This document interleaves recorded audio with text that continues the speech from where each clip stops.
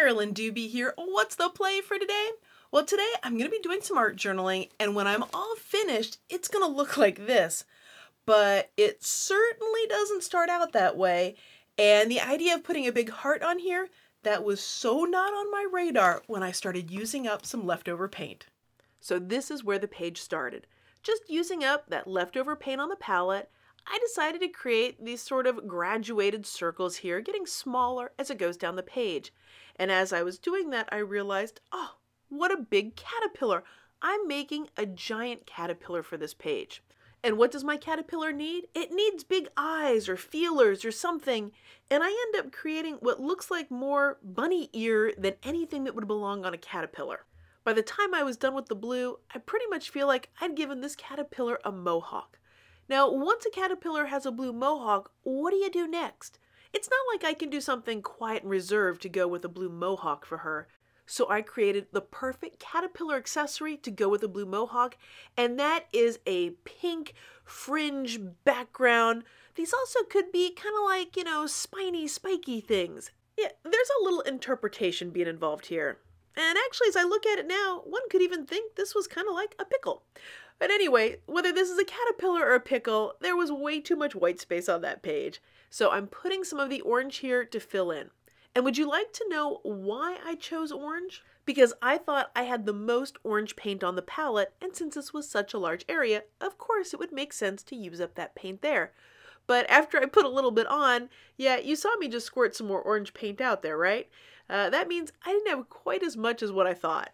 Now, old me, before I embraced play, would have absolutely beaten myself up over the fact that the plan was to use up paint, and I was no longer using up paint, I was squirting out more, and turned it into an international incident, the fact that I didn't choose the colors carefully, wisely, all that kind of stuff. So do you ever do that? Have you done that before? Or maybe you still do it sometimes? Well, I'm here to say that that is one very quick way to take the fun out of play. So what can you do instead of beating yourself up? Well, one of the things you can do is say oops, because oops stands for Outstanding Opportunity Presenting Suddenly. The fact that I used that orange down there was not this horrifying end-of-the-world mistake. It was just an oops. So what on earth was the opportunity in this? Because right now, it doesn't look like an opportunity. This is just kind of a mess of a page. It's not going anywhere, and I have no plan for it. But it really is an opportunity, because if I hadn't put the orange there, if I hadn't done that, this was not going to become what it does in the end. And by the way, this isn't the only oops that's going to happen on this page. There's more of that stuff coming. At this point, though, I did see a shape in here that was not a carrot or a caterpillar. I saw a big tilted heart. So I grabbed some big oil pastels and I started outlining that heart. And boy, did those lines really shift the direction of where this page was going. So if you ever happen to be art journaling and you feel like it's a bit of a hot mess or it's got no direction, you just might be one layer away from that direction you're looking for. So once I had the outline, then it was playtime inside there. As I'm using the oil pastels in here, you're going to see me using two different sizes of these. And the large one that I'm using right there, which is a real wonderful handful of color, that's called a grand. And then there is the normal size, which you see me using here. That's that traditional kind of size of an oil pastel. Now that I got the heart on there, things are really moving in what feels like a wonderful way. And if you think that means there aren't going to be any oopsies or ugly moments, you're wrong, because there is still some of those coming here. And now is the portion of the video where I recommend you do as I say, not as I do, because I've got oil pastel there. And when you write on top of an oil pastel, it's hard on a pen, especially a ballpoint pen. So I thought I would just stay right on the edge of it and not actually touch the oil pastel, but that's not the case. I wasn't quite that precise about it. So just a heads up that one, it's hard for pens to write on oil pastel, and two, it's hard on the pen itself. The heart didn't feel finished to me yet, but I didn't have any really strong callings as to what to do to it.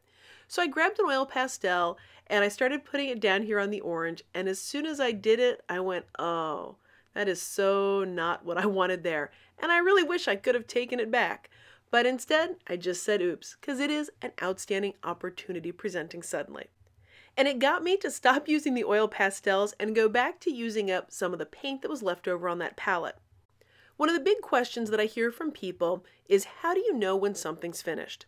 And I could call this finished right now if I wanted, but frankly, I was just having a lot of fun playing, so I decided to grab something else and add some more layers on it. Now, why on earth did I grab the pan pastels? What brought me to that decision? Well, they happened to be what was out on the counter right next to me. They were what was within arm's reach, and those are often the very best art supplies to use because they're right there and they're ready to go. With all this stuff going on this page, guess what's on my mind? Guess what I keep looking at and I can't stop thinking about?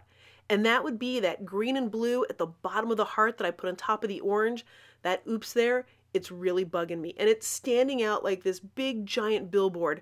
So I've got to figure out what I'm going to do with that because it's just bugging me no end. But I don't have a clear idea of what I want to do, so I'm going to do a little scribble journaling, and the whole thing that I'm scribbling about here is what to do about that spot on the heart that's driving me nuts. What am I using to do the journaling here? This is a fine liner bottle, basically an empty bottle with a really fine tip that doesn't clog, and I filled it up with some white ink, and that's what I'm using to do this journaling.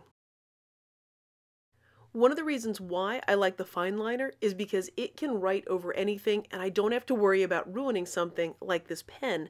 So I have to write carefully so I'm not going on where the oil pastel is when I'm using that regular ballpoint pen, as opposed to when I'm using the fine liner. Because with the fine liner, I can drag that through the oil pastel. I can write on wet paint if I want to. I can do whatever I want with that, and it's not going to clog because it doesn't have the working mechanisms in it the way ballpoint pens do, or the ends that a felt tip pen. Oh, a felt tip pen would have been destroyed long ago by that oil pastel.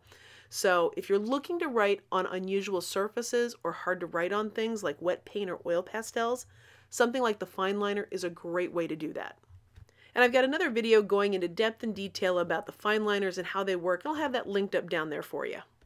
So what about that part that I really didn't like on the page that I haven't changed one little bit?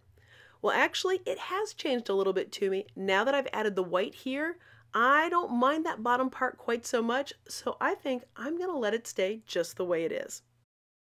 Well, thanks so much for joining me for today's play. If you've been enjoying this video, I'd so appreciate it if you gave it a thumbs up. And if you'd like to see more of my videos, hit that subscribe button. That way you'll know as soon as I have a new one out. Thanks so much for letting me be a part of your colorful journey.